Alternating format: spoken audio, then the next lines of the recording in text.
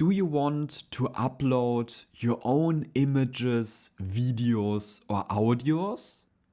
Well, in this case, you should definitely watch this video. The next section or the next menu of the Canva editor is entitled Uploads. And when clicking on Uploads, you have the option to upload your own files. For example, images, for example, videos, or for example, your own audios, in order to add them to your design. Let's take a look at an example. You can either upload the files directly from your computer. You can also drag and drop, for example, certain images into this field. Or you can also connect, for example, Canva to your Instagram account or your Google Drive account in order to upload these images, for example, directly from Dropbox or from Google Drive. In my case, to give you an example, I upload an image directly from my computer.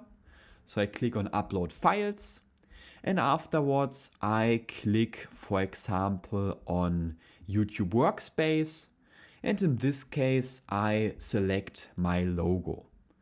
I click on Öffnen, yes, it's a German term, so it means open, and afterwards my image is directly uploaded to Canva. Depending on the size of the file, it can take some seconds. Images are uploaded very quickly. Videos, however, need some seconds.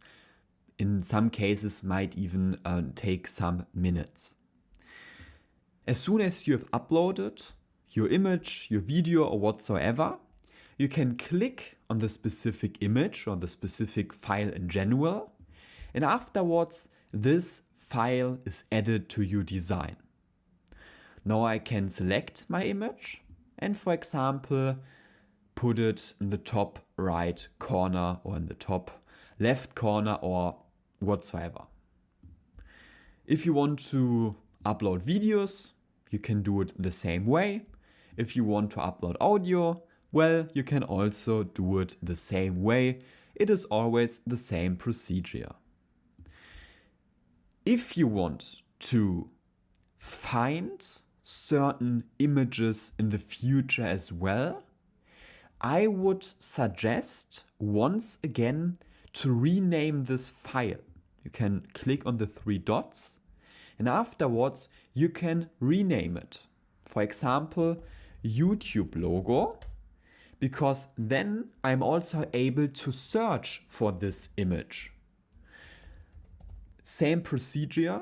As soon as you start uploading a lot of images or files in general to Canva and you want to find a certain image in the future again, it might be helpful to rename your files.